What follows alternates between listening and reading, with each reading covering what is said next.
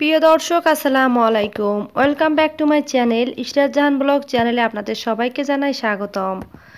বন্ধুরা, আজকে আমি আপনাদের সাথে খুবই মজার এবং খুবই সুস্বাদু একটা রেসিপি নিয়ে আবারও হাজির হয়েছি। তো আজকে আমি আপনাদের সাথে শেয়ার করব কচুর ফুল দিয়ে চিংড়ি মাছ দিয়ে রান্না করা। সো ভিউয়ার্স, আমরা জানি কচুতে প্রচুর পরিমাণ ভিটামিন থাকে এবং কচুতে প্রচুর পরিমাণ আয়রন থাকে। সো এই কচু শাক কিন্তু কোনো ফরমালিন থাকে না, কোনো কিছুই থাকে না। সো এই কচু শাক এবং কচুর ফুল কিন্তু খুবই সুস্বাদু এবং খুবই মজার। আর এই ফরমালিন ছাড়া আমরা সবসময় কোনো শাকসবজি আসলে ওইভাবে পেয়ে থাকি না। তো এটা ছাড়া আর কোনো জিনিস ফরমালিন নাই, এমন কোনো জিনিস নাই। তো চলুন তাহলে দেখে নিই যে এটা কিভাবে রান্না করব। তো আমি এখানে কচুর ফুল নিয়ে নিয়েছি। তো খুব বেশি ফুল আমি এখানে নেইনি, কারণ হচ্ছে আমি বিভিন্ন খাল বিল এবং অন্য অন্য জায়গা থেকে যে কচুর ফুল নিয়ে আসে সেগুলো আমার কাছে খেতে ওরকমভাবে আমার কাছে ভালো লাগে না। তো আমি আসলে কখনো ওই ফুলটা রান্না করে খাইনি।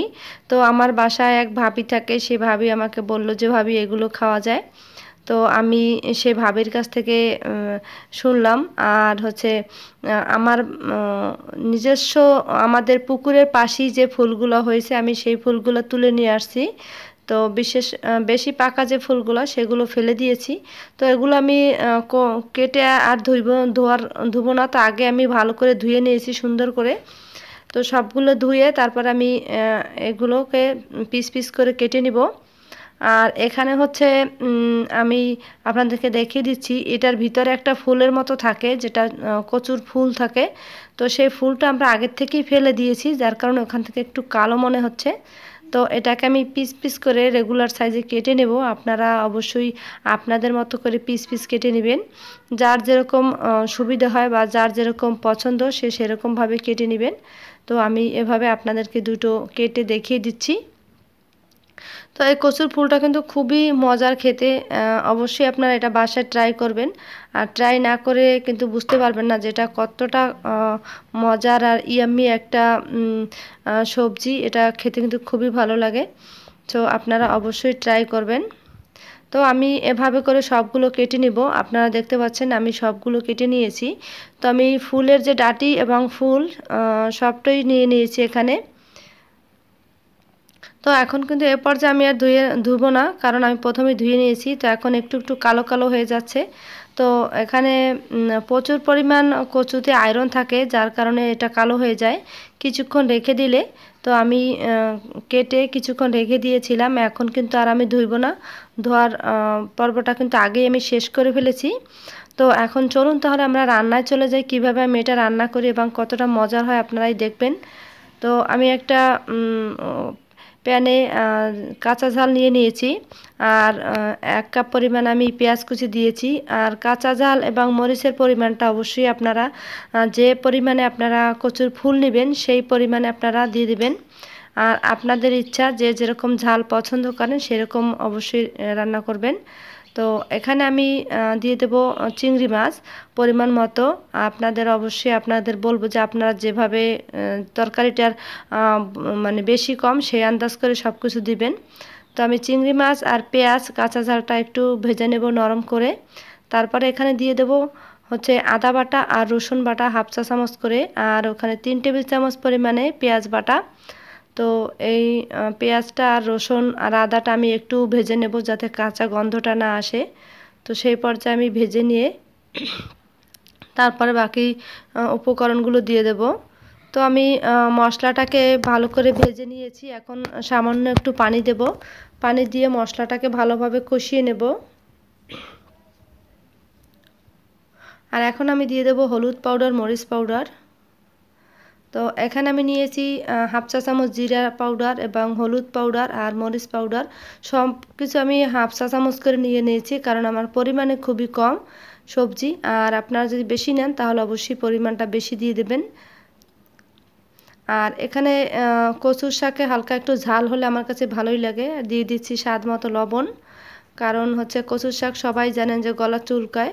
তো রান্নার কিছু প্রসেসিং জানলে অবশ্যই আপনাদের বলবো যে আমার মতো করে রান্না করলে কখনোই গলা চুলকাবে না।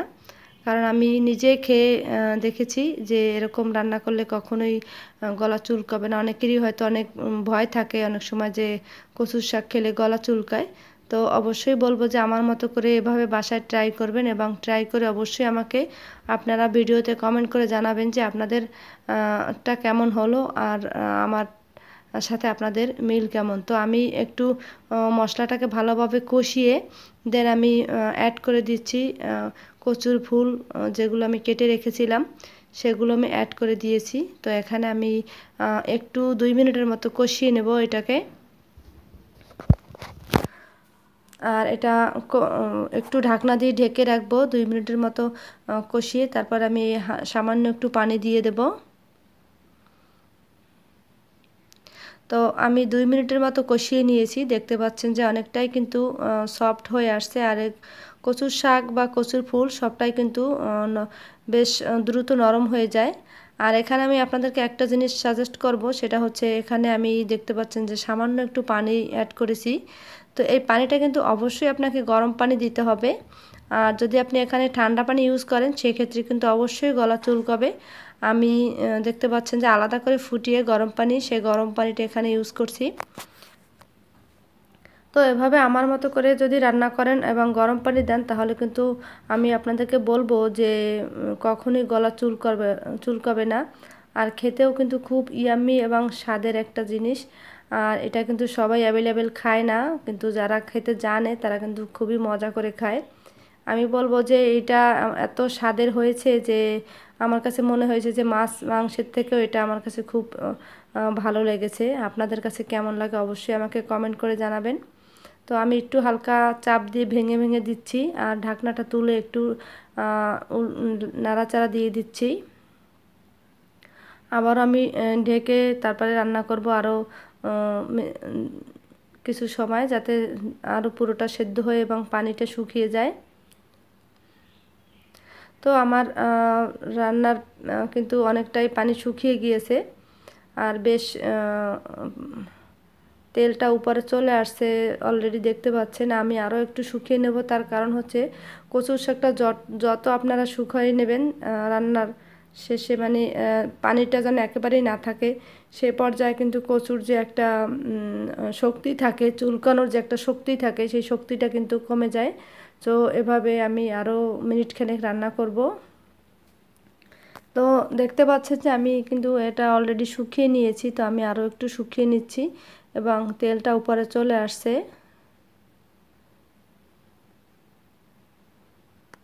তো এইভাবে যদি আপনি গরম পানি ইউজ করেন এবং এর গায়ে যতটুকু পানি আছে সবটুকু যদি আপনি একদম শুকিয়ে ফেলেন তাহলে কিন্তু অনেক স্বাদের হয় এবং কখনোই কিন্তু গলা চুলকাবে না। তো আমার রান্না শেষ। আমি এখন একটা ফ্রিজে আপনাদেরকে তুলে দেখাচ্ছি। তো দেখতে পাচ্ছেন কতটা ইয়াম্মি আর কতটা স্বাদের দেখতেই মনে হচ্ছে। আর আমি খেয়েও কিন্তু অনেক মজা পেয়েছি। আর এটা আমার লাইফে প্রথম খাওয়া। তো আপনারা সবাই ট্রাই করবেন আর অনেক অনেক স্বাদের, এটা অবশ্যই বাসায় ট্রাই করবেন বলবো। আর এটা দেখতেই পাচ্ছেন যে কতটা সুন্দর লাগছে, খেতেও কিন্তু অসম্ভব মজার হয়েছে। সো ভিউয়ার্স, যারা যারা আমার ভিডিওগুলো দেখেন তাদের প্রত্যেককে আমার পক্ষ থেকে আন্তরিক শুভেচ্ছা অভিনন্দন রইল। সবাইকে আমার চ্যানেলটি সাবস্ক্রাইব করতে বলবো। আর সবাই ভালো থাকবেন, সুস্থ থাকবেন। দেখা হবে নতুন ভিডিওতে। আল্লাহ হাফেজ।